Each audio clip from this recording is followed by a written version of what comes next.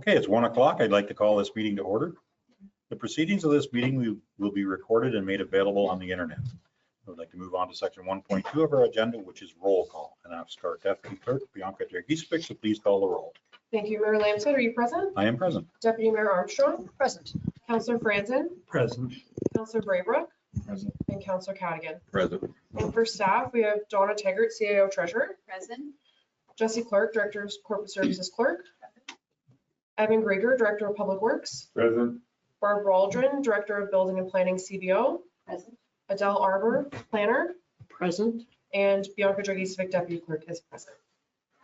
Okay, thank you, Bianca. We can move on now to item 1.3 of our agenda, which is land acknowledgement and moment of reflection. We respectfully acknowledge that Trent Lakes in Peterborough County are located on the Treaty 20 Mississauga territory and in the traditional territory of the Mississauga and Chippewa nations, collectively known as the Williams Treaty First Nation, which include Curve Lake, Hiawatha, Alderville, Scugog Island, Rama, Beausoleil, and Georgina Island First Nations. Trent Lakes respectfully acknowledges that the Williams Treaty First Nations are the stewards and caretakers of these lands and waters in perpetuity, and that they continue to maintain this responsibility to ensure their health and integrity for generations to come. We will now take a moment to reflect on these principles and our duties and responsibilities as members of council.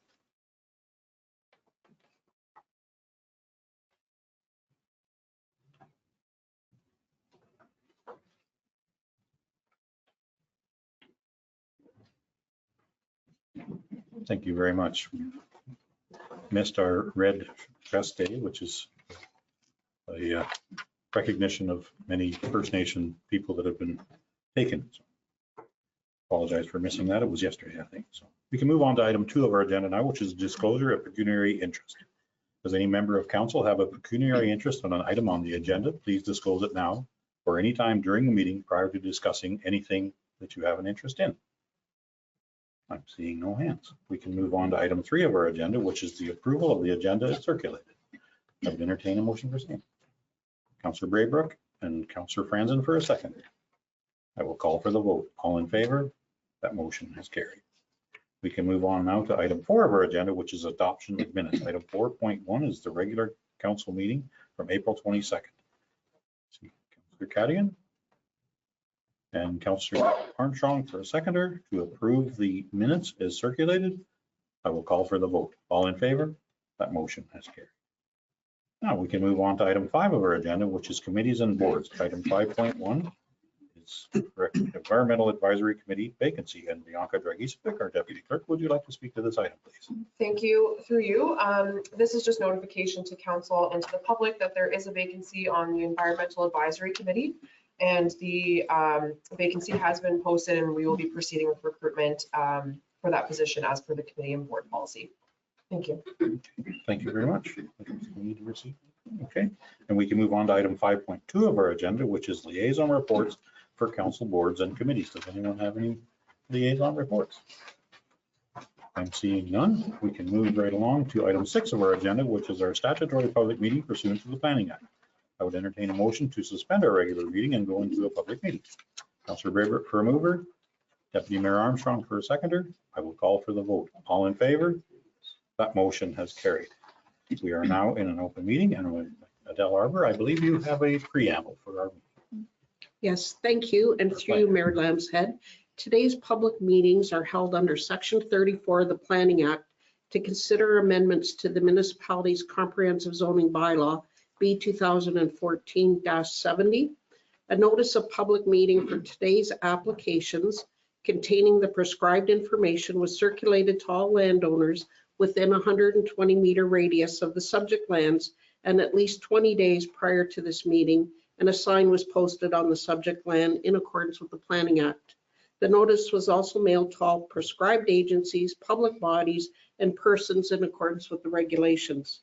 Anyone wanting to be notified of any decision from today's public meetings must inform either myself or the clerk, and the notice of passing will be mailed to them, setting out the method and manner in which appeals may be made to the Ontario Land Tribunal. If a person does not send in a written comment prior to the passing of the bylaw or make an oral submission at the public meeting, that person may not be entitled to appeal the decision. Okay, thank you very much, Adele Arbor, our planner. If you would care to introduce the file 6.1. Thank you. Through you, Mayor Lambshead. This is a public meeting for file number 25-01 to consider a zoning bylaw amendment submitted by EcoView Consulting Services on behalf of a property owner 2419013 Ontario Inc., Dan Barnes, for the property municipally known as 30 Fire Route 81A, located on Big Bald Lake. The purpose of the proposed zoning bylaw amendment is a condition of provisional consent for files B17-23, B18-23, which were conditionally approved on March 28, 2024, to facilitate the creation of 2 new residential lots. Specifically, B17-23 created a waterfront lot, and this application will rezone the new lot from rural with a special exception, it's rural-45, to a shoreline residential private access zone shown as Part 1 on the reference plan provided. Provisional consent B1823 created a rural lot and is proposed to be rezoned from the rural special exception 45 zone to a rural residential exception zone and an environmental protection zone shown as Part 2 on the reference plan. It is also noted that an associated provisional consent, file B19-23, created a new private right-of-way for the purpose of extending an existing private right-of-way known municipally as Fire Route 81 and shown as Part 3 on the reference plan to access the new shoreline lot, and this new right-of-way will also be identified by the proposed zoning bylaw amendment. The applicant has submitted a reference plan 45R-1776, a planning justification report, and a natural heritage evaluation, which was prepared by Oak Ridge Environmental Limited. There is a planning report attached to today's agenda in support of the zoning bylaw amendment. The planning report identifies that the application is consistent with provincial policy and meets the purpose and intent of the official plan and zoning bylaw. The planning report also notes that the natural heritage evaluation has provided a series of recommendations primarily aimed at the protection of wetland features and associated habitats they provide, while also delineating specific building envelopes on each of the severed and retained lots. Some supplemental information is required, including the location and identification for bat snags, as well as a shoreline restoration plan in order to finalize a site plan agreement. No comments have been received from the agency circulation or from the public. This concludes a summary of the proposed zoning bylaw amendment application. Mr. Mayor, I turn it over to you for the public input portion of the meeting. Okay, thank you very much, Adele Arbor, our planner, for introducing that file. Is there anyone in the gallery for or against this application? Please raise your hand. I'm seeing none. Is there anyone in the virtual gallery? Okay, does any member of council, Aditya's Srinivas from EcoView Consulting. okay. Aditya, yeah, I'm gonna unmute you now. Okay, can everyone hear me? Yes, we can. Thank you. Go ahead. Okay, amazing. My name is Aditya Srinivas. I'm a planner at EcoView Consulting, and I'm the agent on this application. I don't have much to add. Just wanted to note that, as Ms. Arbor noted, there were a couple of recommendations in the environmental impact study report prepared by Oak Ridge Environmental, which included preparation of a shoreline restoration plan and addition of bat snacks in appropriate locations. So just to note, Oak Ridge Environmental is currently working on these 2 items, and once they finalize their documents, we will forward those over to planning staff. Thank you. Okay, thank you very much. Does any member of council have any comments or questions? Seeing none. Okay. Second chance at the gallery. Anyone in the gallery have a comment for or against this application? Go ahead. I'm for it. We definitely need more severances. So anybody that gets a severance, it's more tax dollars. If we don't get more severances, we can't build more houses. There's not a whole lot of lots out there. So anybody that's severed, I'm supporting. Okay, thank you very much. That was a session. Okay. Hey, any other comments from council? I'm seeing none. Okay, we can move on to item 6.2 of our agenda. And Adele Arbor, our planner, would you like to introduce this file, please? Thank you, and through you, Mr. Mayor. This is a public meeting for file number 23-03 to consider a zoning bylaw amendment submitted by Buckhorn Sand and Gravel on behalf of property owner 502-3202 Ontario Inc. for the property municipally known as 105 Nichols Cove Road.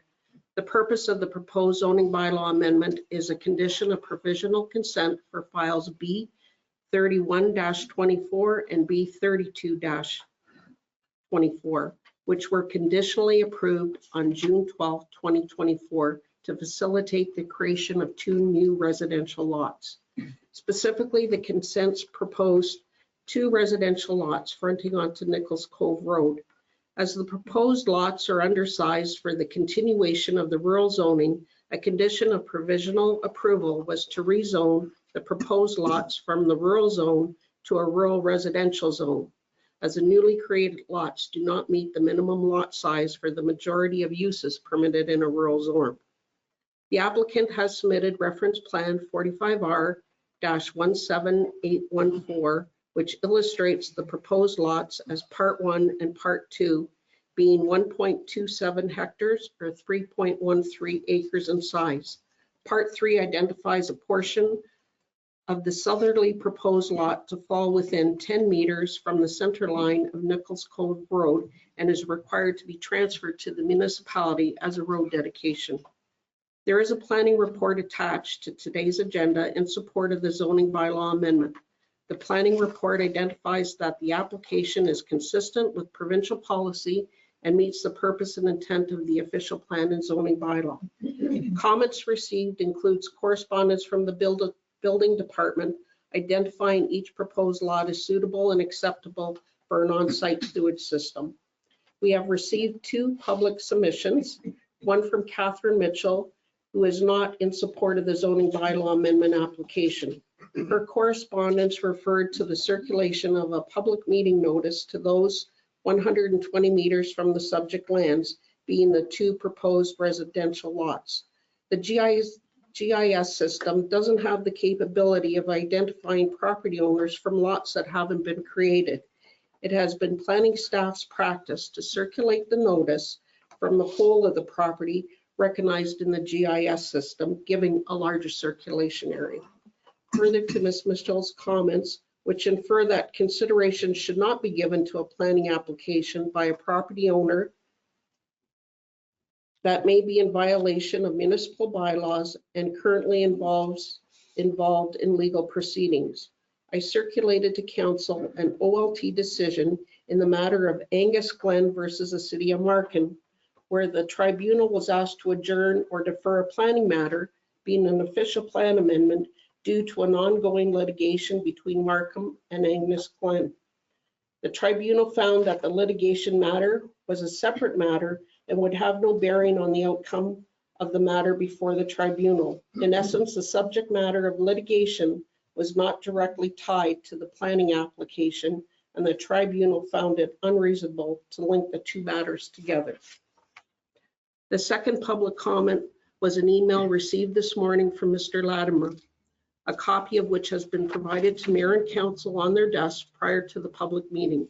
It is my professional planning opinion the content and issues in the email are not relevant to the proposed zoning bylaw amendment, which is a subject matter before Council today.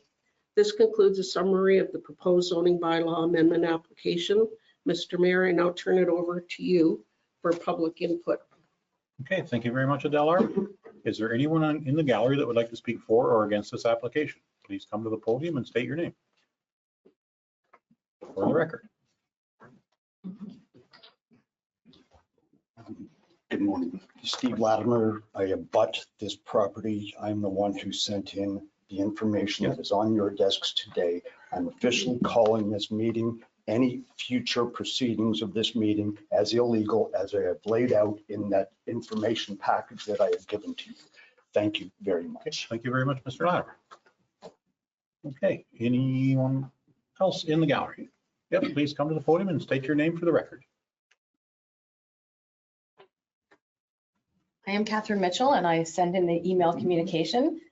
The information that I would like on public record and on behalf of the residents of Trent Lakes is to understand how this could be even happening today. My problem is not with, or my issue is not with the process that you're following in the Planning Act to create residential lots here. That's not the issue. The issue is that our council continues to work with a property owner who you know is in direct violation. I appreciate the reference from OLT. We don't have enough people in our municipality understanding what this council is doing and the decisions that you are making behind closed doors and in closed meetings. Speak that to the affect- item on the agenda, please. Yeah, It is. this is about the agenda, because for the residents of Trent Lakes to understand that you are going to continue to work with and pass bylaws that work with an owner who is continuing to violate zoning laws, property use laws, building permits, the Planning We're Act. talking about the severance. Please Yes. stay on topic. So can you please, Mayor, Yes, please. Go ahead. please acknowledge that you and on behalf of your council are continuing to work with a property owner that on behalf of the municipality of Trent Lakes, the This is- residents, you have taken action in public court against. This is a Please public meeting in acknowledge that regards you are to- doing that. This For is- this property, please acknowledge that you are doing that. This is a For the public meeting residents of under Trent the Lakes planning. to understand that council, I thank you very much for your comments. no, I'm not, this but I is am not a not- comment. I've asked a question. I'm asking We you are to here. please acknowledge, have you heard my I've question? heard it several times, yes. Would you like to repeat my question, please, so I feel heard?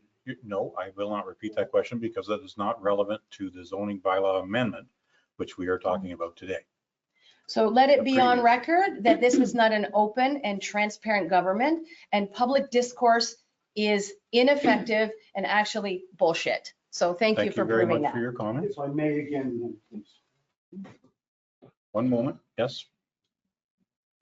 We've continually heard that this has got nothing to do with all of lot one, whatever the lot number is, lot 19, concession 13, 105 Nichols Cove Road. We are hearing that you're about to sever lots from this, and you're saying that that it's not related This is a planning application. for severed these. lots. Yes. Yes, so just to be clear, 502302 owns all of the subject lands. Yes. Yes, they do. So they are, and once again, you are aware as the mayor, of course, that there is an action, the Incorporated Residents of the Municipality of Trent Lakes versus That is not, 502302 that is, Ontario. we've been I'm advised by sorry? our council that has nothing to do. It with a planning application. absolutely has to. Well, It thank is you for not, that is comment. why That's not true. you, We've got advice from our counselor. that yes, you tells us have. I'm that- sorry. That is a very, very important question. Which counselor, please? I think it's. No, don't think, You're allowed Mr. to say Mayor. the name of the. Well, of is our it the council. one who's on the application, who's brought this application? Is it John Ewart It's- of it's- Ewart O'Dwyer? It's our municipal attorney, yes. No, you've got at least 3 municipal attorneys now. You have is one Aaron of them. Beerless, to be clear, you have Aaron Beerless have replaced Ewart O'Dwyer. The name of our attorney doesn't really matter to us. I It's- am it's the sorry, it planning matters application. extremely to me. Well, thank you for that. Thank you. So please give me the respect. I have lived beside this property, and for the record, so everybody here knows, and Donna Taggart is on, I'm sure she's on, my wife Karen, Catherine Mitchell and I, on the advice of MPAC, came to this We're building. talking about a We different thing. are absolutely talking about the same thing. We came to this building on the advice of MPAC, the property that was, when it changed hands in October of 2020, when it was, we're talking about the same property. You're not getting out off of this. It was vacant, rural, managed forest, not on water, with environmentally protected, And that is why- agricultural. That is why the zoning bylaw amendment for the 2 lots will zone them a different zoning so that they are acceptable for building. But first of all, in and of itself, this lot cannot, even back then, could not have been severed for residential. We're talking However, about the lots. let me finish. We are talking as per every the provincial policy statement, the planning statement, we are talking about the entirety of this property, correct? You are, yes. Yes, and so 5023202 Ontario Inc. owns this entire property now, correct? Please acknowledge. Yes, that's correct. Okay. We are talking about two lots being separate, yes. From this lot Yep. that you are saying to these people who are, you want that them is to make a exactly decision is rural. You are saying this is a rural property, correct? We are saying we're rezoning two pieces of. No, No. from a rural property, I'd have correct? to Go back through that to make sure that Well, that is what it's. Mayor Lambshead, Yes. you have to go Thank you. back through it. Well, There are applications before the 200 courts pages. about this very property, and you have to check what the agenda says. I'm sorry, absolutely I do not want to acceptable. make an error in my statement. Well, Mayor Lambshead, 4 years ago, this bill, more than 4 years We're ago, talking about this- two zoning we are bylaws. talking about an industrial site that you are about to sever properties that you're claiming are rural. That is why this meeting is illegal. Please confirm. And Donna Taggart is online, I'm sure. My wife Karen, our neighbor Catherine Mitchell, on the advice of MPAC, came to this building on September 23rd of You're 2000. talking about the whole lot. We're talking about. two No, we are, separate I'm lots. sorry, Mayor Lambshead, you're a contractor, for goodness sake. Are you telling me that there are properties all over Trent Lakes? You don't know the Planning Act? Like- We are talking about the entire lot, yes or no? The entire, all of lot number Today before us is two severance applications. from that property. That's what we're talking about. So we are not talking about distinct things. Okay, thank you Thank very you. much for your No, no, no, comments, no, but I no. don't think that what you're talking about is two different things. Okay, so let me ask, let me step back. I'm going to finish my comment. Pardon me? Okay, I'm sorry. There's no 4 conversation in the years, gallery. 4 years of living in Mr. the Latimer, industrial zone. Mr. Latimer. Excuse me, there's I'm no sorry. Conversations in the Okay, gallery. I'm sorry. Okay, so to be clear, and for the record and for everybody in this room, we walked into this building, we met with Donna Taggart to check tax rolls, September 23rd, 2024. You are very aware of this, but for the record, the formerly vacant rural agricultural 231 acre managed forest farm, no longer farmed, with a compliant farm storage building on it and otherwise vacant.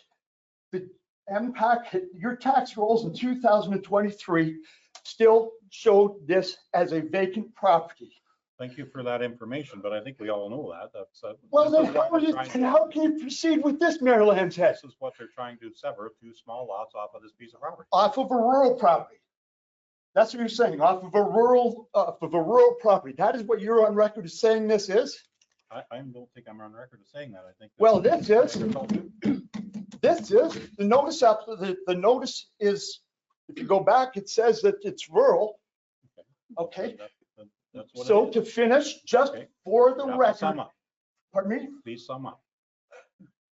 if you will let me, September If you stay on 23rd, the topic. September 23rd, 2024, we came to this office. CAO Treasurer Taggart actually assisted us in going through the tax rolls, where we learned that the vacant was residential. Where's the public notice for that to begin with? We were here long before this industrial, this large scale industrial. Okay, I think you're back on the other topic. We It need is to not another topic. Focus on the zoning bylaw. I'm sorry, amendments, please. sorry, so let me finish. Okay, point of order, Yeah, point of order, please. Mayor. Mr. Lat, if I Yeah, may. yeah, please, yes, Through you, absolutely. Mr. Latimer, if you can just. Sorry, summarize- let me finish. Here No, it is. no, I'm speaking now. Thank you. Excuse me, just, I'm- excuse me just for a minute, Thank you, please. thank you. Yes, I will. All right, I mean, you're talking about decorum and rules. Yes, I am. regulations, Thank you. and I we're trying to respect adhere to that. those. Okay. So I'm just asking, if we can deal with this, I know there's a whole array of other issues that you've been involved with over the last few years. Yeah, So we're just trying to address this item on the agenda. And if you could just sort of wrap up. I've your already done it at comments. the beginning. No, Go ahead. I know. My wife will speak because Okay. Thank We appreciate it. Thank Please just state your name for the record. My name is Karen Latimer. Okay, thank Our you. question is very, very clear. 105 Nichols Cove Road, lot 19, whatever, is zoned, was. it's industrial now, according to the records that we came and saw. It is an industrial property. This paperwork to amend it and rezone it as something else is rezoning an industrial property. An industrial property can't have people living on it. And if it is industrial, then we have a whole other issue to talk about. So the question that remains before you, as far as we can see, upset or not, Yeah. is that you Understand your have passion. 5 different zoning titles for 105 Nichols Cove Road, from residential, rural residential, industrial, managed forest, not on water, farmed and not farmed. We And now completely and commercial, and commercial as well now. And commercial. So I'm going to take him. We're going Okay, to sit well, down. thank you. I mean, you have to However, listen to your comments. We want it to We're be not- on the record and Yeah, want it please, to be. you are on the to have been record for heard. sure. And just for more certainty, there is, as many court records have indicated, we are very aware that a rural property can be severed as a home industry Mhm. if it meets all of the applicable law and it goes through a process like this one, like this very one on this same. No, excuse me. I just want to be on record. I'm sure that you have all seen the email correspondence that I had from our CAO treasurer, Donna Taggart, on January 10th, 2022, the day before you went into the last, and you were there, Peter Franson, Mr. Franson, you were there, and Deputy Mayor Armstrong definitely was there on January 11th, the day after. Our CAO treasurer sent an email to MPAC saying, this is not a home industry. Just the amount of inventory there alone proves that this is a large scale commercial operation.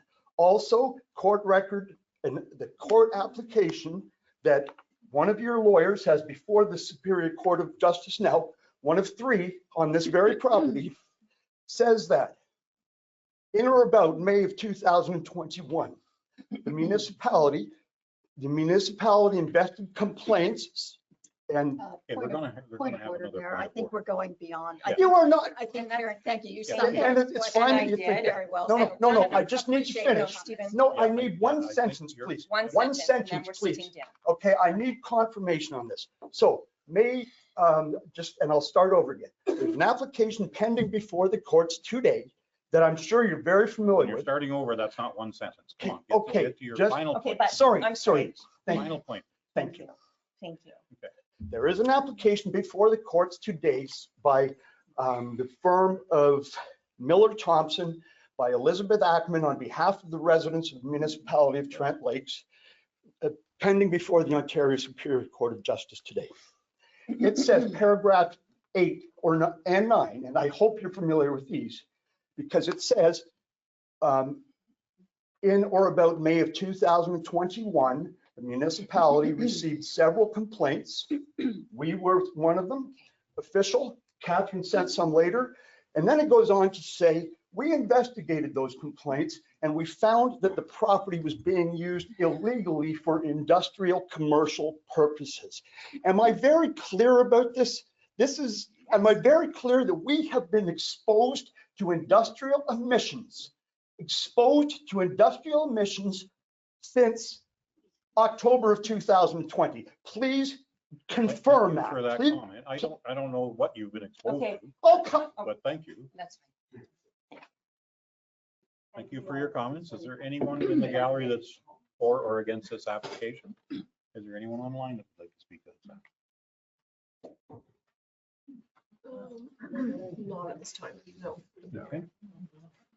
Adele, would you like to speak? Go ahead. Yes, through you, Mr. Mayor. I know the conversation got a little heated, but I think what Mr. Latimer was referring to is the property assessment and tax classes, and they're totally different. They don't mesh with the comprehensive zoning bylaw and what the zoning bylaw zones are. So in terms of this application, we're taking those 2 proposed lots for residential purposes. They are zoned in accordance to our comprehensive zoning bylaw as rural lands, and we're changing them to rural residential lands to allow the residential development of those 2 lots in a size category that meets the residential rural zone. Okay, yeah. Thank you very much for that comment. Is there anyone online that would like to speak to this item? Okay. I'm seeing no more comments from the gallery. We can move on to item 6.3 of our agenda, which is another zoning bylaw amendment. And Adele Arbor, our planner, would you like to speak to this item? Yes, and thank you, Mr. Mayor. This is a public meeting for file number 25-04 to consider a zoning bylaw amendment submitted by Vanessa Archer of TD Consulting on behalf of property owner 1154853 Ontario Inc. for the property municipally known as 135 Tates Bay Road. The purpose of the proposed zoning bylaw amendment is a condition of provisional consent for file number B86-24 to facilitate the creation of 1 residential lot. As a proposed lot is undersized for the continued rural zoning, a rural residential zone is being proposed.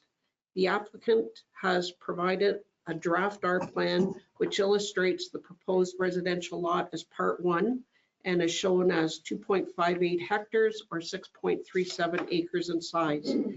The applicant during the consent process submitted an environmental site assessment and an aggregate assessment study, which was subject to peer review. It was determined that resource extraction was no longer feasible on the subject lands and there was no health concerns. There is a planning report attached to today's agenda in support of the zoning bylaw amendment. The planning report identifies that the application is consistent with provincial policy and meets the purpose intent of the official plan and zoning bylaw. Comments have been received from the Autonomy Conservation Risk Management official in that there are no concerns with the consent as the subject lands are within the area of influence of a source water protection area. Comments were received from the building department that the proposed new lot is deemed suitable for an on-site sewage system and no public comments have been received. This concludes a summary of the proposed zoning bylaw amendment application. Mr. Mayor, I now turn it over to you for the public input portion of the meeting. Okay, thank you very much, Adele Arbor, our planner. Okay, is there anyone in the gallery for or against this application? I'm seeing no hands. Is there anyone online that's for or against this application? We have Tom DeBoer. Okay, And I'm unmuting you now, Tom. Great, thank you very much. As far as we have been working on this file for some time with the municipality, very smoothly, and this is just a matter of course now to finish the consent process. So we don't have any further comments beyond what was presented. Thank you. okay, thank you very much, Tom. We will ask any comments or questions from council. I'm seeing none. Thank you very much for being online. Okay, I think we can move on now. Any more comments from the gallery? See none? Okay, we are done with that section. We can move on to now, I would entertain a motion to reconvene our regular council. Councillor Braybrick for a mover, Councillor Cadigan for a seconder. I will call for the vote. All in favor? That motion has carried. Now we can move on to item 7 of our agenda, which is business arising out of a statutory public meeting. And item 7.1, Adele Arbor, our planner, would you like to speak to this item, please?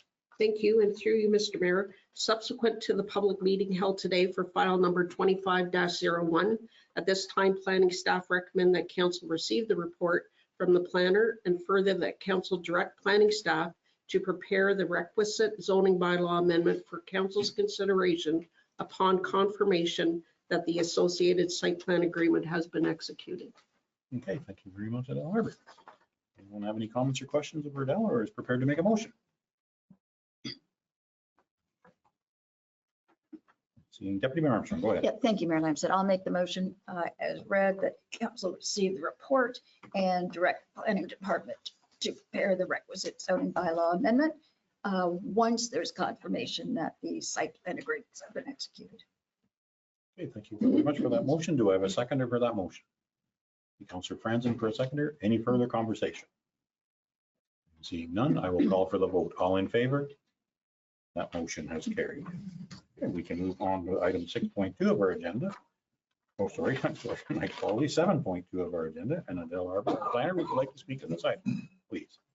Thank you, and through you, Mr. Mayor, subsequent to the public meeting held today for file number 25-03, at this time, planning staff recommend that council receive the report from the planning technician and planner, and further that council support zoning bylaw amendment file 25-03. Okay, thank you very much. Does council have any comments or question of staff? Seeing none, is anyone prepared to make a motion? See Councillor Cadigan for a mover. What would your motion be? Council receive the report from the planning technician and planner regarding zoning bylaw amendment 2503 and further that council support the zoning bylaw amendment file 2503. Do I have a seconder for that motion? Deputy Mayor Armstrong for a seconder. Any further conversation, council? Seeing none, I will call for the vote. All in favor? That motion has carried. We can now move on to item 7.3 of our agenda, which is Adele Arbor, our planner. Would you like to speak to this item?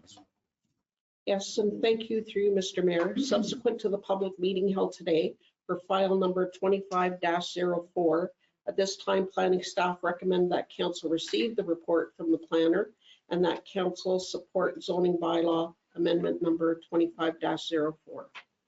Okay, thank you. Does council have any comments or questions? Seeing none, is anyone prepared to make a motion? See Councillor Franzen, go ahead. Yeah, I'll make a motion and support that council receives the report and support this application. Thank you, Councillor Franzen. Do I have a seconder for that motion? Councillor Cadigan for a seconder. Any further conversation? I'm seeing none. I will call for the vote. All in favor? That motion has carried. Much. Thank you very much, Adele. We can move on now to presentations, which is item 8 of our agenda. We have none. We can move on to item 9, which is delegations. And I think 9.1 is Peter and Chris Kutenkooler. Well, please introduce yourself for the record, and you have 10 minutes for your delegation. Hello there, I'm Peter Kutenkooler. My wife, Chris, is sending her regrets. She's on day 7 of jury duty today. So thank you very much. Thank you. Thank you. All right.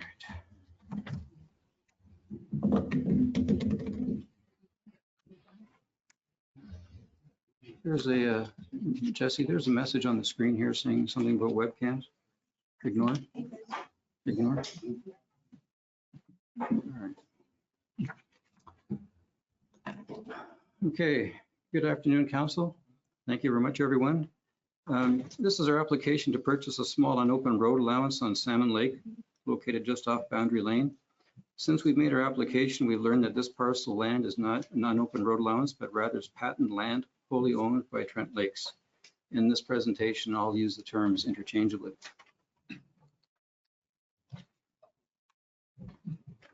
Okay, just clicking wiki. Do I have to advance it on the screen here? Okay, I can do that. Okay, so Salmon Lake is shown in the red box. The lake has about 115 water access only properties. Just, okay, there we go. There is no marina. There is a public boat launch at the north end for day use only. Our island property is Eureka Island, and it is the only remaining water access only property on the lake. We purchased Eureka Island in 2011, and it was vacant land at the time. We built a cottage and a bunkie under 2 separate building permits. So since 2011, we've been using a friend's cottage as a launching point. So on the next slide, we're going to talk about the area in the smaller red square. It's a second to advance here, doesn't it? Okay. All right, so since our purchase in 2011, we've been accessing this via small fishing. Oops, here we go. This is lagging. Okay, have to be careful of this. So we've been accessing our property. Technology is wonderful when it works. I brought paper copies expecting something like this. Would you rather have paper copies? I think we've read through it. I think we've supplied. Let me see if I can muddle through this. Okay, thank you. I'll just use a certain pressure with my thumb here. So this is where we've been accessing our property from a friend's cottage. And during the COVID years, they've built a nicer lakefront home, and they're living there now 90% of the time. So it's very difficult for us to keep imposing on them. We've been sort of couch surfing since 2011, only like dock surfing and parking surfing. And we'd like to purchase the unopened road allowance that's shown in the yellow box. So we have on this slide, hopefully it advances properly. Okay, so we have letters of endorsement from both abutting neighbors, 245 Boundary Lane, which is the Lee family, and 241 Boundary Lane, Murchison and Breton. And there's a third letter of endorsement from Salakoa, which is a Cottage Owners Association on our lake. For full transparency, I am the president of that association, and when it came to voting on this by our executives, I recused myself from that discussion, as did my son, who is the treasurer. So, but we did find out that there was full unanimity by that executive group. So after we made our application, we've received a draft copy of the staff report, and we were surprised that we were outright denied. And upon review, we felt that the staff report at the time was not complete and didn't provide council with all the facts with which to make an informed and fair decision. So we requested a meeting with Councillor Cadigan, Deputy Mayor Armstrong, and also CAO Taggart and Clerk Jesse Clark. And we were able to have a very cordial meeting on April the 10th. And we had a good 50-minute meeting to discuss, why we felt the staff report wasn't complete. So we asked for revisions for that report to see, make sure that council was getting a more complete and factual report. And a week or two later, to our surprise, we received a courtesy copy of the revised staff report that only had token changes, and it omitted many of the points that we had outlined during our meeting. So to that, we then we put together a 3-pager that you may have in your package. I'm not sure if you have it. So we know that council relies or needs to rely on staff reports. So we needed to prepare a written reply, which is that 3-pager. So we wanted to address those points today. So one of the points that was mentioned is public access. So we don't really agree with the staff report's comments that there are a few public access locations and that selling that small parcel to us would reduce public access significantly. So this is Salmon Lake. I went to the MPAC website, and there are 16 access points around the lake. At the north end, you can see that there is the Ministry of Natural Resources and Forestry public boat launch, and it is the only place that you can launch a watercraft from a trailer. All the other access points around the lake, you can certainly access through snowmobiles or ATVs or launch a canoe or snowshoeing. We've done all of these ourselves. And then on the bottom, maybe to the left, you can see the area that we're trying to apply for land purchase. So this is from MPAC. And so the fact that only the public boat launch at the north end there is accessible for boats and trailers, that was a point that was kind of overlooked in Appendix G that was in your package. So there is an illegal dock on the area that we're applying for, and the only one that really uses that area right now that we know of and we've seen over the last few years is that person that owns that dock. So we have no issues with people accessing the waterfront, and we have good relationships with a lot of the good neighbors in that area. And if they're off lake, we would be certainly open to letting them come onto our future dock and watch the sunrise over Eureka Island. It's a magical place. So we have good relations with most of those neighbors. All right. So one of the things that was suggested to us was, again, we wanted to make sure that everyone understands that there is a lot of really good access for the general public to access the place, our beautiful lake, which is again at the MNRF public boat launch at the north end. So there is everything you need there. There's a slope ramp for launching watercraft. There's ample room for cars and trucks to turn around. And there's day use parking that was intended only for day use parking. And as a lake association, we provide a small dock there as a courtesy, but it's intended only to be used for a 10-minute max use. And there's also a small outhouse there. Now, this dock that we have there is insured by Salacoa to be used only as described. So it takes so long. All right, so there's the dock, there's the area. It's a very big area. So if the public, general public that comes off the lake wants to use this area, there's a wonderful area there to use. So we kind of take exception to, Appendix G, which does not include this at all.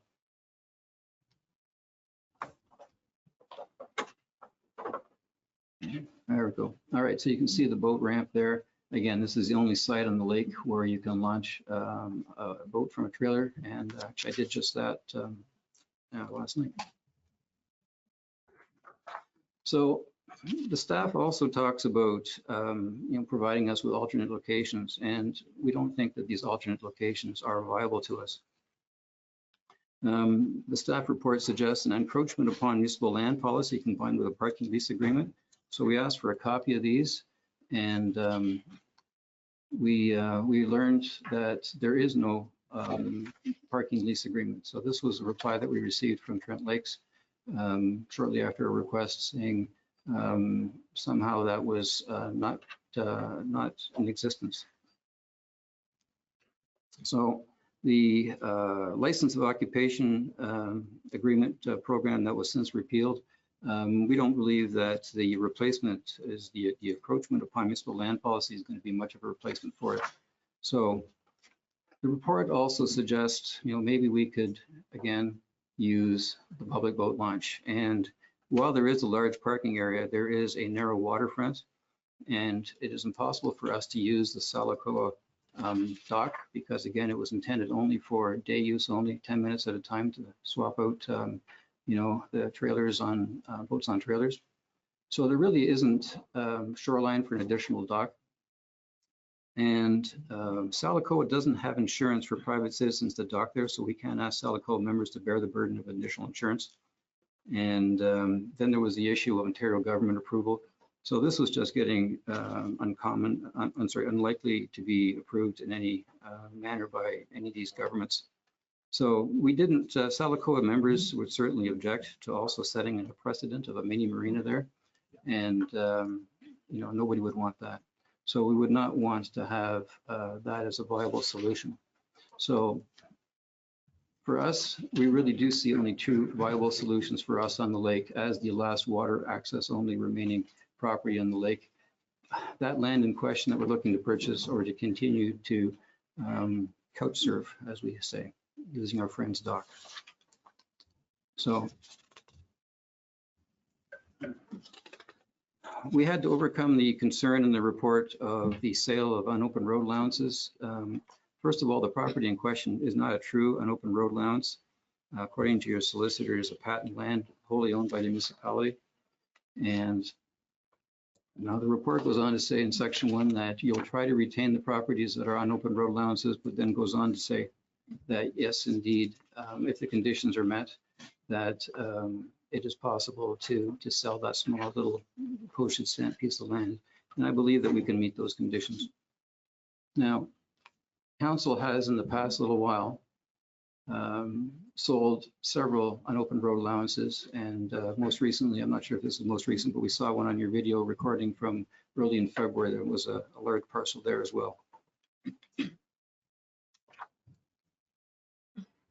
As water access only landowners, we've often felt that we'd like to see the municipality do more to support us. And in our opinion, my wife and I, our opinion, we believe that water access only landowners should be categorized as abutting landowners and be given priority for purchasing certain URAs. We have a much higher need than a lot of people that are perhaps abutting landowners. And without those kinds of accesses, we really can access viably our property. There was the issue that came up in the report about easements. I'd like to address that as well. There are two easements, easement holders. The red X is there. The top one is actually the abutting landowner that has given us a letter of endorsement to go ahead with the purchase. The other we just found out was the Lemire family from 29 Fire Route 349 They have certainly endorsed us as well. They're good friends and they now know fully the situation. And just to be clear, we would honor any kind of easement in perpetuity of any easements over that property. The family at 245, which is the abutting neighbor of the Lee family, if this property that we're looking to purchase impinges on their driveway access, we would certainly grant them an easement as well in perpetuity. We would put this in writing and make it into a legally binding contract. We wouldn't want that to slow us down.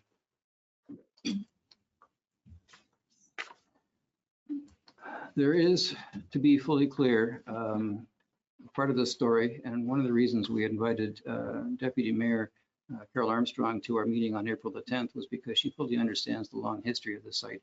There is a little bit of dock drama at this site. Peter, we're getting close to your 10 minutes there. It's almost done, sir. All right, so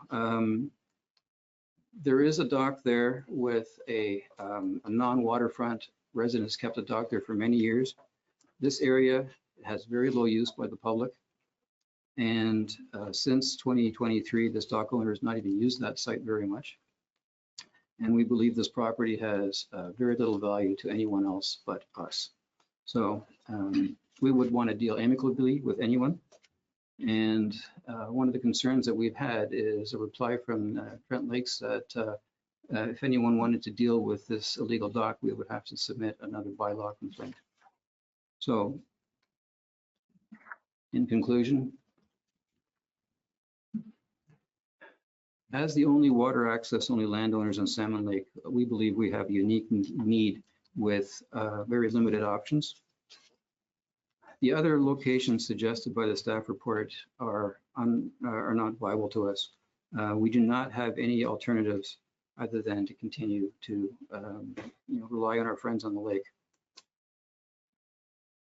Approving our application would follow precedents, we believe, set by municipality, and also that public access to the lake would be well preserved. And again, we would certainly present good neighbor access as well to that property.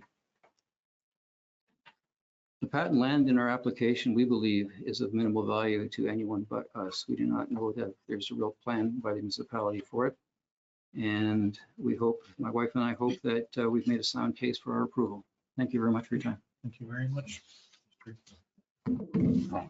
Okay, anyone on council have any comments or questions? Go ahead, Councilor Braber. Thank you, through you, Mayor. Just a quick question.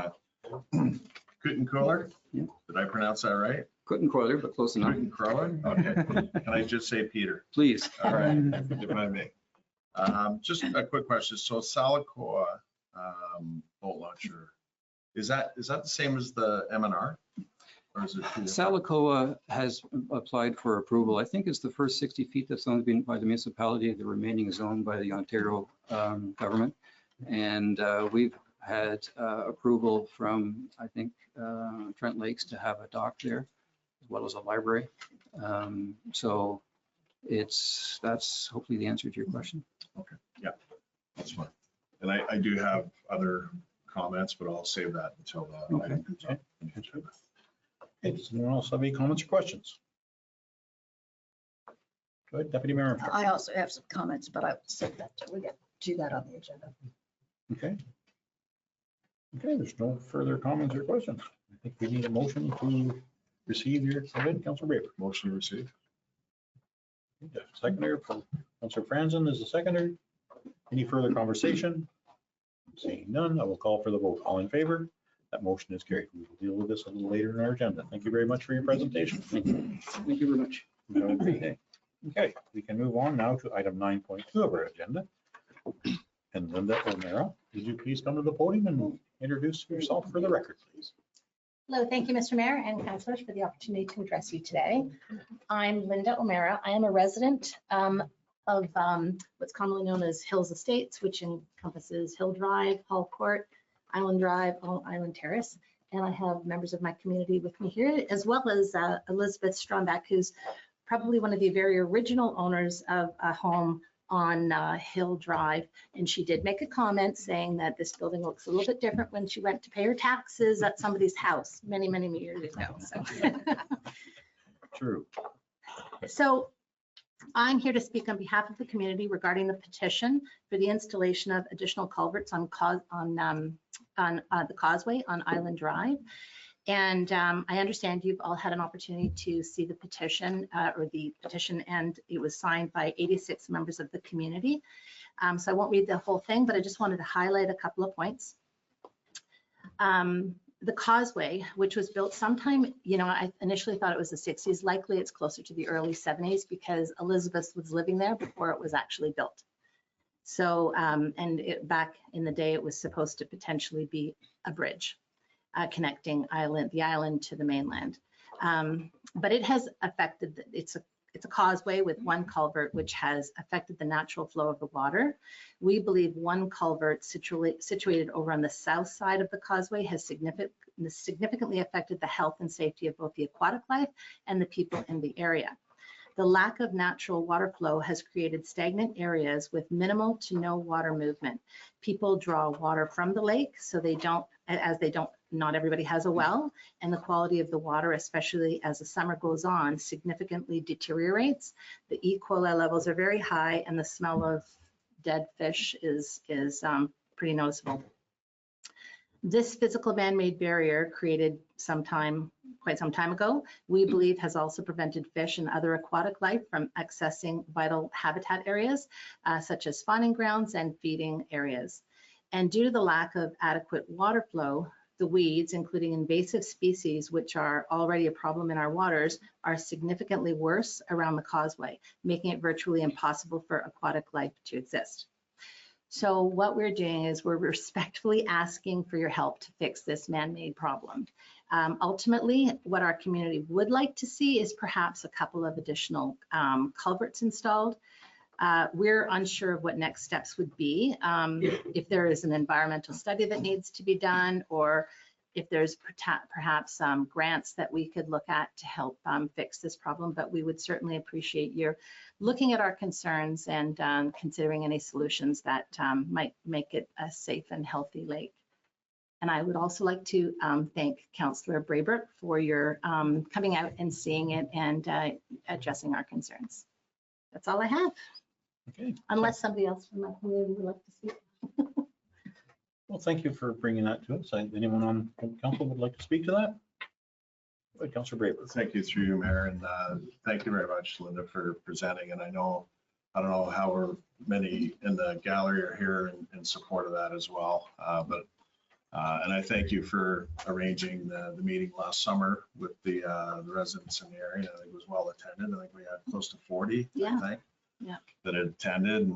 And basically it was just, basically a comment saying, what can we do about this? And this is why, you decided to bring it forward, and I appreciate all your efforts to get 87 signatures and whatnot. So one thing I just wondered if our staff, Mr. Grieger, would have any comment as far as, I know you provided council with a little summary. I don't know if you could just sort of hit the highlights on the summary, and that may assist us with how we move forward with whether it be a motion and that sort of thing. Absolutely. Thank you, Councillor Blair, through you, Mayor Lamsa. Yeah, just to highlight some of the facts that I laid out there in the email. We did install a culvert on Salmon Lake Road. That was 2 years ago in 2023. The cost of the installation of that culvert was $230,000. One of the slight differences between installing culverts at this location compared to that location, you could do a full road closure because there's access from both sides of that culvert. Unfortunately here, you'd have to keep one lane open, so that would result in increased construction costs, as you would have to include some shoring and stuff like that and make sure there's a safe lane passable. And then as well, just to highlight the cost of the EIS. So I haven't completed an EIS recently. However, from my previous experience, they're in the range of $10,000 to $15,000. Obviously, if we were to proceed with that, we'd have to go through a full process to follow the purchasing policy to ensure we're getting a fair price. But that's sort of just a couple of high-level comments that I had provided, just in regards of cost and what the financial costs of exploring this would be. Okay, thank you very much for your comments. Go ahead, Councillor Braybrook. Follow through you, Mayor. I appreciate that, Evan, and that is helpful. And in the interest of moving it forward, I'd like to propose a motion that then we can get a first and second and discussion. So I'd like to propose a motion to direct staff to provide a report that includes providing a construction history of the bridge, if available, and up-to-date costing to install 2 additional culverts to assist with the increasing water flow, which would include information regarding precedent set and overall impact. Now, I wasn't sure as far as what Mr. Grieger meant by overall impact, so I just stated it as it was laid out. So, No, before we, would you like to second that motion? I was going to second it and then make a comment. Absolutely, please go ahead. Thank you. Thank you, Mayor Lynch. I apologize, my voice. First of all, thank you very much for bringing that forward. We rely heavily on individuals and associations to protect our waterways, which are our most important asset in this community. And so for you to notice changes in the water quality, aquatic life, and fish life, I think, kudos to you. And also for looking towards a solution and bringing that forward to us. So I just wanted to commend you on that, because as I say, we really do rely on you that are on lakes to protect them. And we will do what we can to support you. Thank So you. appreciate Thank you for all of your time. Thank you.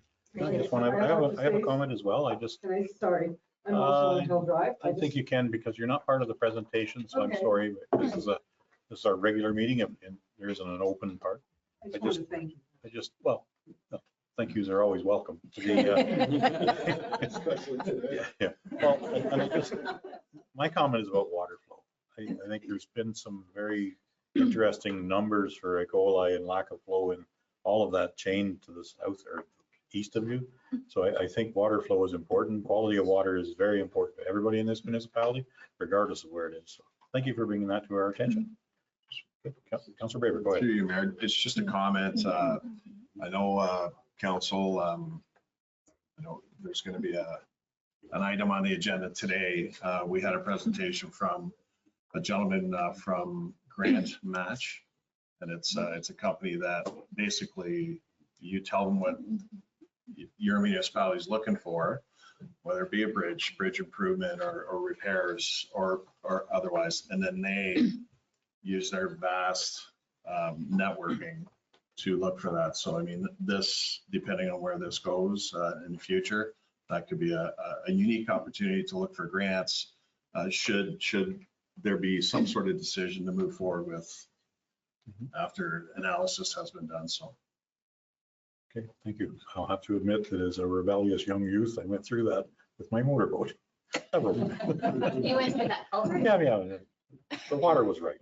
So I'll never do that again. My apologies to the community. Wasn't as many weeds back then. No. Okay, we've had conversation. Any other comments from council? We have a motion and a seconder. I will call for the vote. All in favor?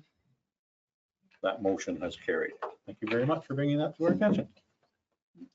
You think we need to receive that delegation? Okay, we'll put that in the motion. Okay, thank you very much. Now we can move on to item 10 of our agenda, which is staff reports. Item 10.1 is public works. We have none. Item 10.2 is recreation and facilities. We have none. Item 10.3, as I watch the gallery empty. Thank you for coming. Fire emergency service, we have none. Thank you. Building and planning, we have none, and we can move on to 10.5, which is finance, and 10.5.1. Donna Taggart, would you like to speak to this item, please? Yes, thank you, and through you. At the April 22nd regular meeting, council received a presentation from Gibson Ingram from Grant Match regarding services they provide in finding and applying for available government grants. So Grant Match specialize in tracking available federal and provincial funding, and they match these to approved projects to determine eligibility.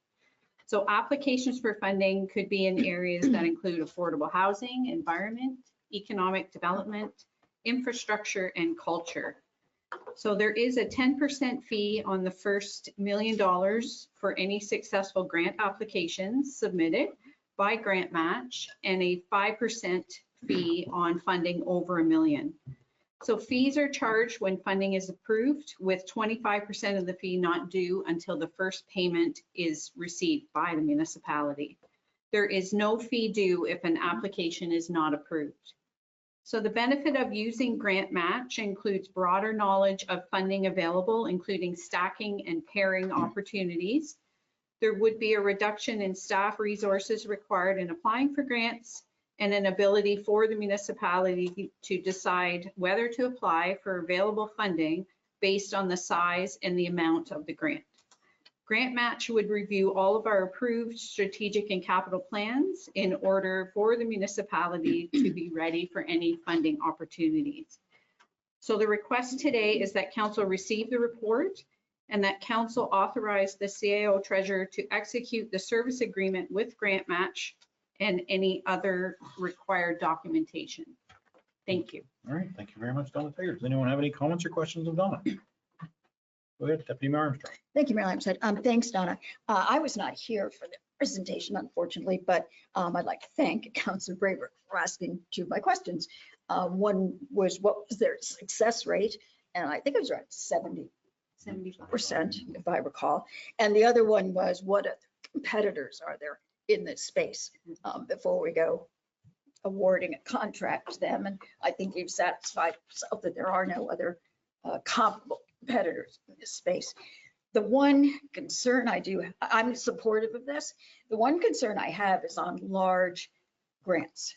So if we are looking for grants for new facilities, for example, talking millions of dollars, I don't really want to pay them 10%. So I don't know how to direct this to staff, but I want to be very thoughtful. And if we're applying for really big grants, I think we can do that ourselves. I think we know about them because those are more visible. We'll hear them either through our MPP or others. So I don't know what the threshold is, but I just want us to use discretion in terms of using them. So I don't want to use them for everything. I don't think that makes sense. I think if there are grants that are large that we know about, and we should reserve the right to do that ourselves. The contract does say that they don't do all of it for us. It's at our discretion. But I want to put that out there that I don't want to be paying $300,000 for a $3 million grant, because that's a lot of money. Yeah. And we could have done it ourselves for less cost. So those are my comments. I'm supportive of it, but we need to use it very judiciously. Yes. And the problem is, of course, that they rely on those big ones to pay for the little ones. So in practice, I'm not sure how easy that is. Contract says it, but I think we'll have a firm hand in terms of how we implement it. I think to be clear, though, it's only 10% on the first million and 5% on any subsequent millions. Right. We're still talking It's still a lot of money, hundreds of but thousands yeah, of dollars. exactly. Yes, you're right. My math is wrong. It's okay. It's all good. No, I just want to make sure that we're clear for the video. Councilor Braber, go ahead. Thanks. And to build on Deputy Mayor's comments, I share that concern as well. So two points or questions. Is there anything in the contract that says if we're looking for any grants, we have to go to them, or it's when we choose? Through you, Discretion. it's 100% the municipality that decides, and we would fully support applying for as many as we can. Sometimes the applications are quite arduous, and you can look at them beforehand and look at the requirements, and we will make sure, obviously, it's our due diligence to make sure we only use them when it's going to be beneficial to us. So yeah, we would commit to doing that for sure. Right. I guess if I may, my concern as well is they're a company, I think they've been in existence for, I'm not sure, did you say over 10 or 20? Yeah, 20 years. I would be concerned if we were looking to fund a grant for a big money ticket, that we may lose. I know there's a process that in-house we can apply for grants, but what do they have through their government? How many tentacles can they reach out and using their past and their experience and their networks, contacts. And yes, it is a lot of money. If it was a $3 million, it's 300,000, but that's, as Deputy Mayor said, that's also incentive to get us that grant. Right. So it would be nice to have anecdotal information from other municipalities that have done a big ticket item, said we wouldn't have found that without grant Right. match for these reasons. Right. Through you, I can confirm that Cabin Monaghan has started to use them about a year ago, and they have really positive things to say.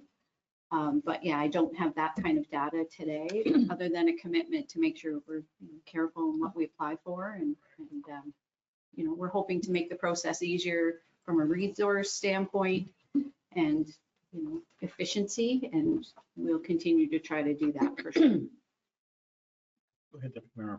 I think I was just going to read the paragraph. It says client retains the sole right to determine whether it will involve grant match in a specific government funding application. So the contract's very clear, but that still means we'll have to use our discretion. Yes. And just to be clear, mathematics was not Councillor Braybrook's bailiwick. It would only be 200,000 for a $3 million grant. I let him down. It's my fault. 10% on 3 million? 10% on the First first million, million. 5% on the First one, supplement. good, yeah.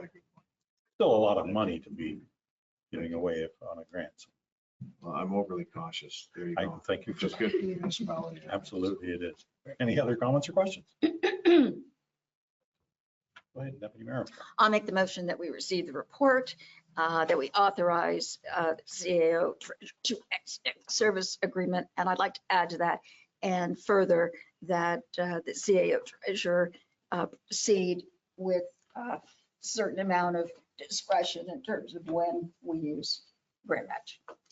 Okay, thank you for the motion. Do I have a seconder for that motion? Councillor Cadigan for a seconder. Any further conversation?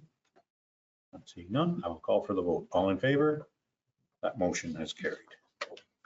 Okay, thank you very much, Donna Taggart. We can move on now to 10.6 of our agenda, which is administration. And 10.6.1 is Donna Taggart, our CAO treasurer. Would you like to speak to this item? Yes, thank you, and through you.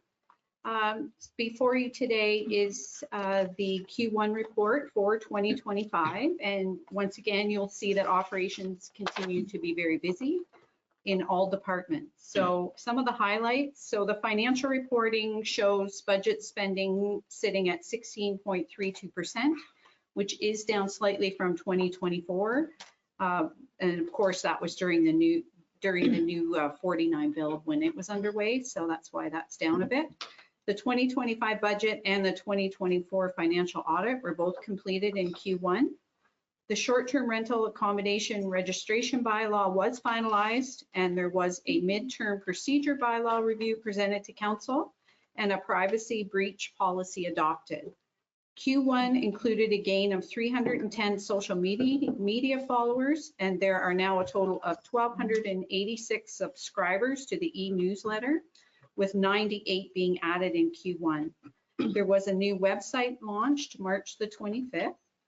There was a decrease in building permits issued, but an increase in the number of inspections undertaken, which were up 34 for a total of 263. Overall, there were 19 septic permits issued in Q1 with fees collected of just over $19,000. There were 12 bylaw complaints investigated with 4 still active, and 15 short-term rental accommodation registration applications were received in Q1, with 11 properties now registered. Fire and emergency services call volumes remain high, with 151 incidents during Q1, up 23 from 2024, taking 1,261 hours. Both public education and training hours were up, and there were 8 firefighters that passed the NFPA Instructor 1 course. Overall, there were 202.71 tons of garbage taken, which is down about 21 tons from Q1 2024. And council did approve a plastic boat wrap diversion program as well. The design was finalized for the Buckhorn Fire Hall and Public Works Depot. There were 152 work orders completed by recreation and facility staff, taking 256 hours. And recreation and facility staff completed courses as well as peer-to-peer training on ice maintenance. And under green initiatives, there were 14 surplus items sold that can be repurposed, and in-house courses through our fire rescue saved 7,500 kilometers of travel required by staff. Thank you. Okay, thank you very much for that summary of Q1. Anyone have any comments or questions for Donna? Seeing Deputy Marshall, go ahead. Thank you, Mayor Lamson. Thanks, Donna. Great report as always. Just a question about the new website. From a public facing perspective, it doesn't seem very different. But I know we had to change the platforms and there was a lot of work behind the scenes to make that happen. Can you share how is it different from a staff perspective or a management perspective, if at all?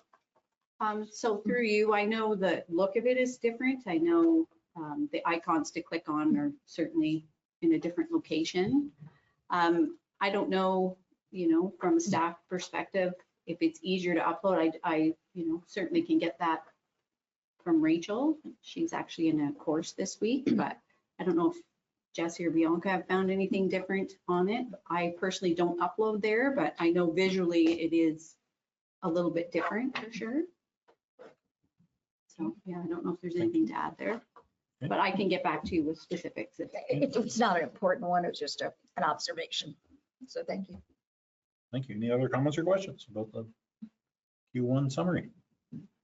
I'm seeing none. Lots of information. I do have a question. I'm sorry, this is not the open question part. It's members of council questions. Sorry. My apologies for not making that clear. Okay, thank you. Okay. Is anyone prepared to make a motion?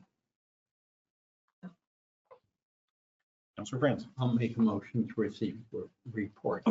Do I have a seconder for that motion? I have Councilor Cadigan. Any further conversation?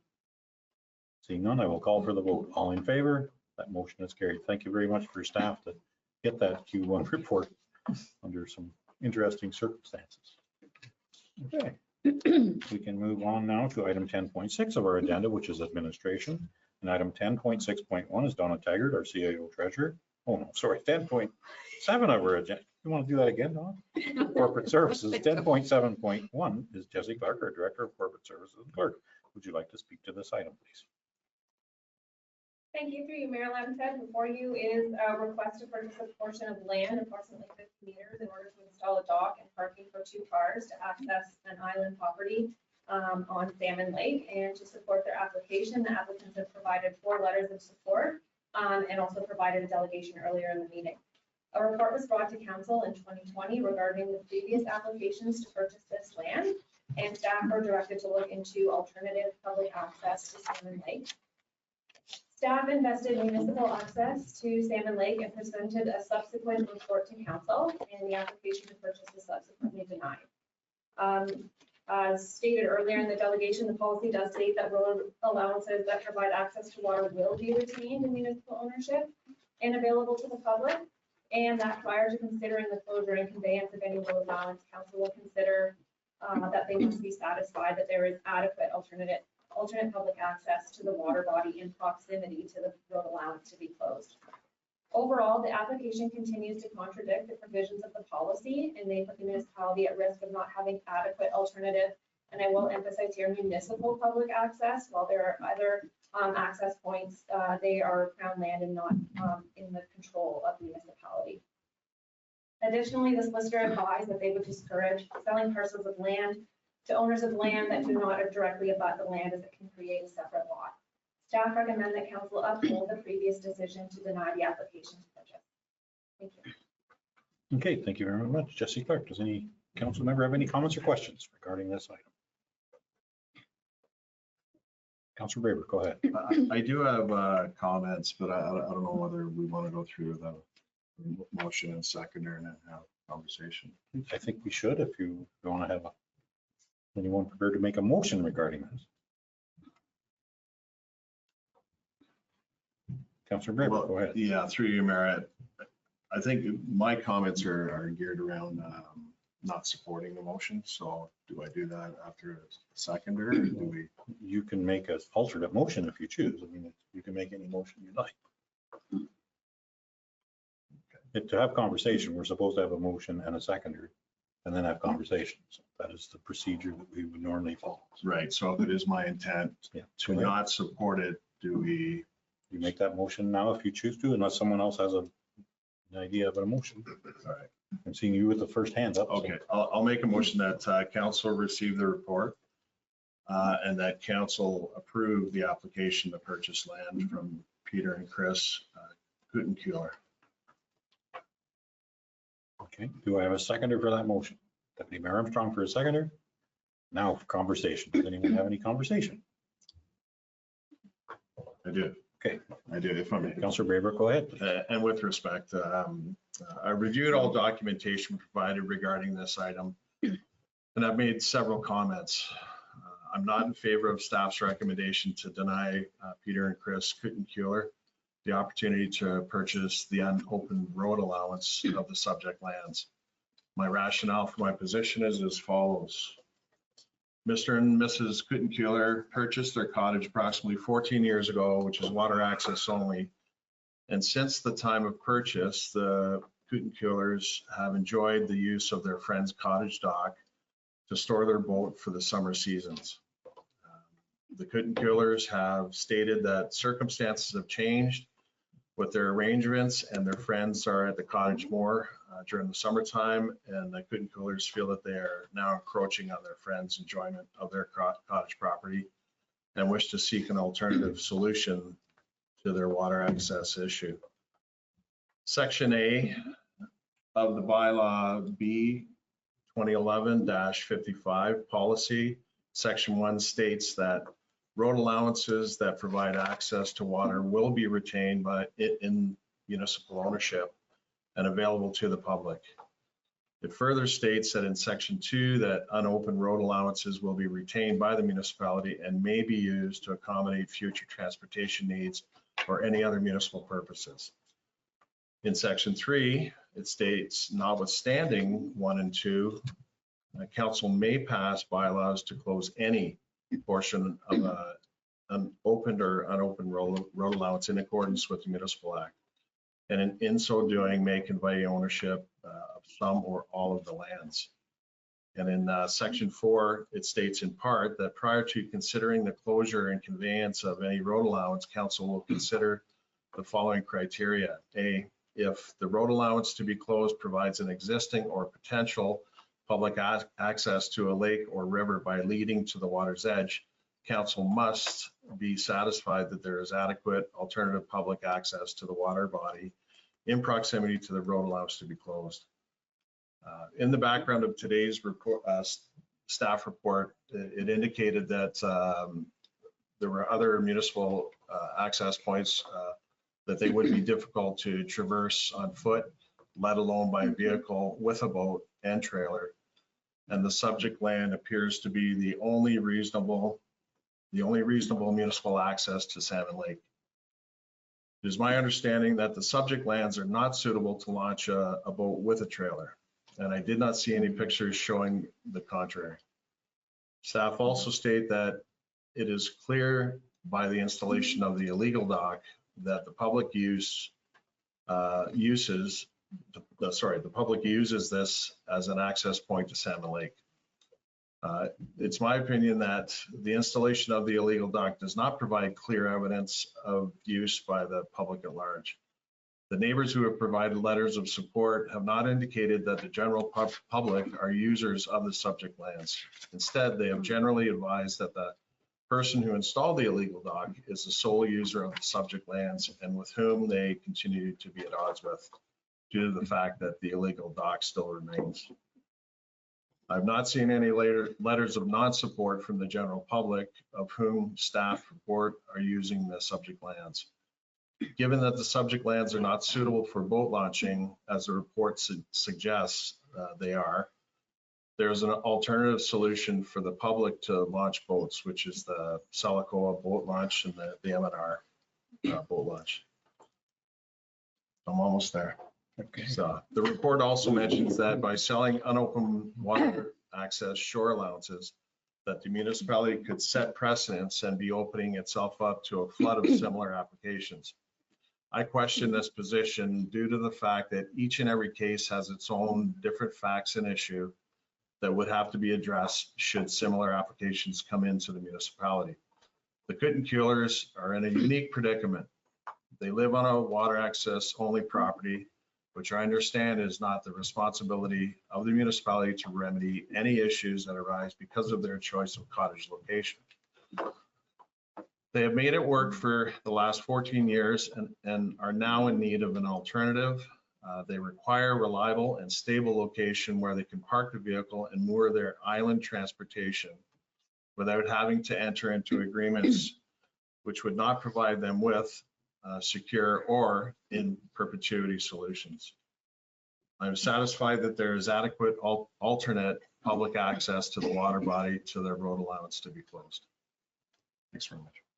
Hey, thank you very much for that. Was that a motion or was that just a comment? That was more of a comment. Okay, was that a motion? But no one wrote that down, I hope. Yeah. So, sorry, go ahead. No, finish up. So You've already made your motion. You have a Yes. seconder. Okay. And further conversation, I see Deputy Mayor Armstrong with her hand up. Go ahead. Thanks, Mayor Lamson. One initial comment. I just want to point out that the previous application by Kohler's came in at the same time as one of the neighbors did. So one of the important reasons that it was declined is we had to choose between two. So I think that's important for everybody to understand. So a few comments on this. I'm very familiar with this property. I was called in 2019 by two of the neighboring properties because a neighbor on the back road had placed their dock on it and was holding loud parties, shouting obscenities, threats at neighbors, trespassing, and basically creating fear and anxiety for the abutting neighbors. I point out that despite several efforts, the municipality never fully solved that problem. It continued, and in fact, both those neighbors have moved in part because of the aggravation of having to deal with the dock next door. In my mind, the proposal to sell the property solves many problems, but doesn't create any new ones. So I've got 8 points here. I'll go through them very quickly. Sure. First, it provides unencumbered access to one of our residents for their island cottage. Second, the shoreline neighbors on both sides of this property are supportive of the sale. Third, the cottage association is supportive of it. Four, the public has never, to my knowledge, ever used this property for access to the lake.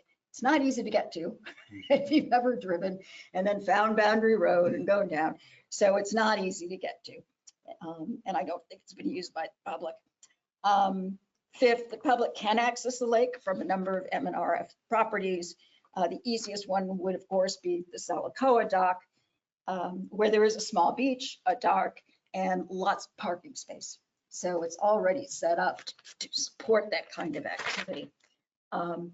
Unlike the current one where the trespassing people have torn up all of the shoreline with their ATVs, et cetera. So that's my 6th point. I should read my script. Private owners, I think, would do a much better job of maintaining the shoreline there, which has been torn up by the trespassing parties with their ATVs and hauling their dock and their boat through it. 7, private owners with permanent dock might discourage some of the illegal and disruptive activities of trespassers. And finally, the applicant has been very forthcoming and agreeing to, at their cost, sign over the easements to the neighbors. So from the municipality standpoint, there may or may not be a future use for this property, but we don't have one now. It's not easily accessible. It's not being used by the public. And I honestly think all those other points outweigh any reason to hang on to that piece of property. Okay, thank you very much for your multiple comments, Deputy Mayor Armstrong. Anyone else have any comments? Go ahead, Councillor Franzen. I have a comment and maybe an amendment to the motion. I believe that we shouldn't be creating an extra lot. I think that this property should be tied to the Kootenkullers' property, and that it never become a building lot or sold as a lot. We've had it in the past where we've helped people out to have access to waterfront only property. And it ended up being sold as a waterfront lot. Okay, I'm wondering if that is an amendment that you would like to make to your motion. I think it's only 60 feet wide and 100 feet long. I don't know. I think let our CBO speak to that first. Thank you. Barbara Walder has many hats. Somebody used to put it that way because I get it wrong every day. To you, Mayor Lamson. Actually, I was going to touch on that. So if it is council's wish to support Councilor Sperbrick's motion, I would suggest that the motion be amended to state that the remnant parcel be merged in title with the island property, and for that very reason, so that down the road, it doesn't become a piece of property that somebody purchases thinking they could ever build on it, and then legally it ties everything together. And I would suggest as well that the motion include that any financial work that needs to be done to do that merging be borne by the potential owners. I'm good with that. You're good with that amendment? And I'm also is good it- with that is it- I think Bianca has it down. Yeah. Yep, I think so. Okay, perfect. Thank you for that amendment. Any other comments? Go ahead, Councillor Franzen. It certainly was a lot better said than when I brought it up. So thank you for that, Barb. Yeah. Thank you for the amendment to the motion, both Councillor Franzen and our CBO, Barbara Walder. I just have a comment. I mean, I like to support staff's decisions, but when I look at this road allowance, it doesn't line up with the grid system of our normal road allowances. This is kind of a one-off, unusual sort of little piece of land that just doesn't really have any municipal value to me. So I'm certainly in favor of moving this out of our inventory and onto someone else's reasonable responsibility and liability.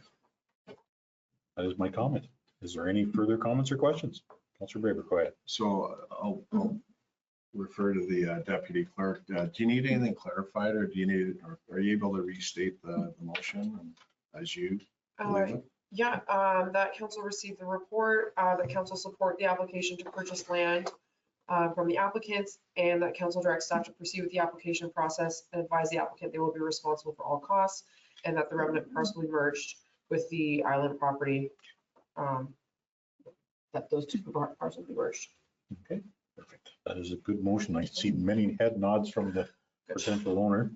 So, okay, I think we're ready. Any other comments or questions? I'm seeing none. I will call for the vote. All in favor? That motion has carried. Thank you very much, staff, for your all efforts on that. And now we can move on to 10.7.2 of our agenda, which is Jessie Clark, our Director of Corporate Services. Clerk, would you like to speak to this item, please?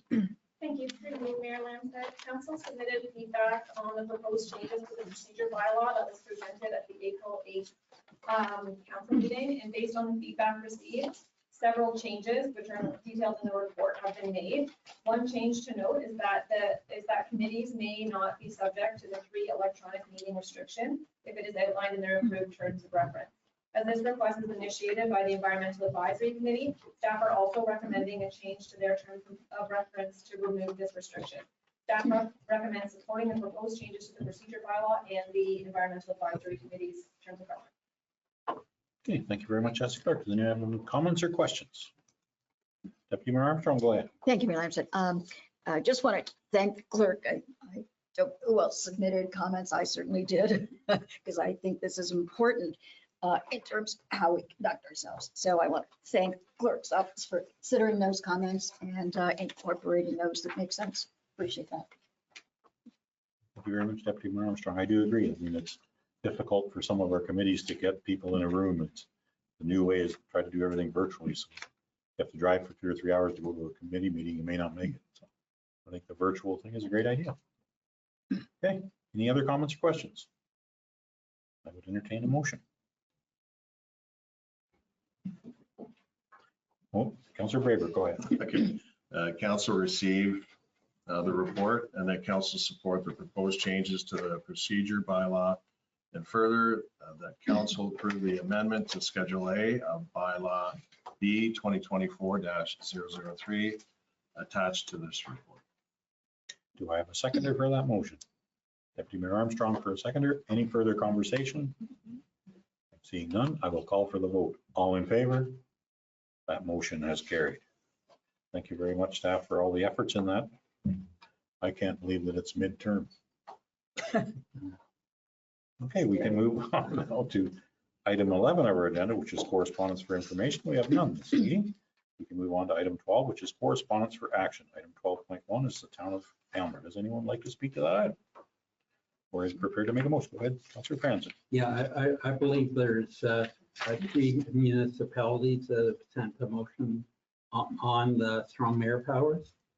And I agree with them, and I would like to support those municipalities. Okay, do I have a seconder for that motion? Deputy Mayor Armstrong for a seconder. Any other conversation? I will call for the vote. All in favor? That motion is carried. I don't think I need strong mayor powers. We have a council that works. Okay, we can move on to item 12.2 of the agenda, which is Perry Sound, the town of Perry Sound. Does anyone like to speak to that item or is prepared to make a motion? Go ahead, Councillor Braybrook. Motion to receive. Councillor Cadigan for a seconder. Any further conversation? Seeing none, I will call for the vote. All in favor? That motion has carried. Now we can move on to item 12.3 of our agenda, which is the town of Georgina. Would anyone like to speak to that motion or is prepared to make a motion? Right. Councillor Cadigan, go ahead. Motion to receive. Do I have a seconder for that motion to receive? Deputy Mayor Armstrong for a seconder. Any further conversation? Seeing none, I will call for the vote. All in favor? That motion has carried. Now we can move on to item 13 of the agenda, which is bylaws, and we don't have a memorandum. Got lucky on that one, okay? So we can move on to item 13.1 is procedure bylaw. Is anyone prepared to make a motion? Deputy Mayor Armstrong. Motion to approve. Do I have a seconder for the motion to approve our revised procedure bylaw? Councillor Braybrook for a seconder. Any further conversation? None, I will call for the vote. All in favor? That motion has carried. Now we can move on to item 13.2 of our agenda. Anyone prepared to make a motion? Councillor Braybrook, go ahead. Motion to approve. Do I have a seconder? Councillor Cadigan for a seconder. Any further conversation from council? I'm seeing none. I will call for the vote. All in favor? That motion has carried. We can move on to item 13.3 of our agenda. Would anyone like to speak to that item or was prepared to make a motion? Deputy Mayor Armstrong for a mover. Motion to approve. Councillor Braybrook for a seconder.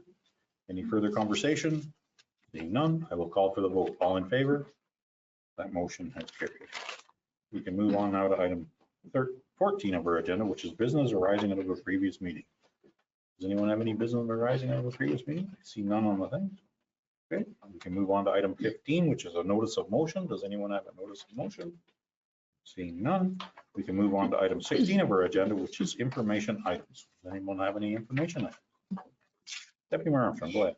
Thank you, Mayor Lamson. I think just to remind everybody, we talked about it for points today, that we have solicitations, that's not quite the right word, but we have requests out for a member of the library committee, a member of the environmental advisory committee, as well as posting for a new librarian.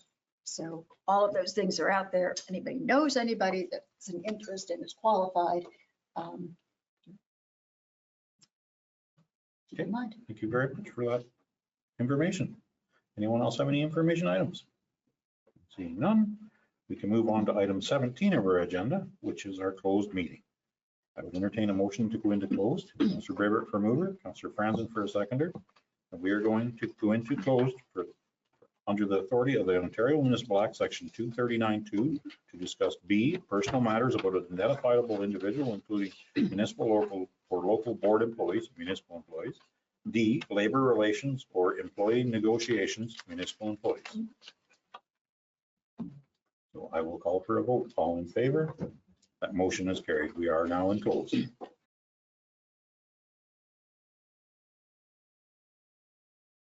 Okay, we can move on now to Item 18 of our agenda, which is business arising out of the closed meeting. Item 18.1 is the adoption of the minutes.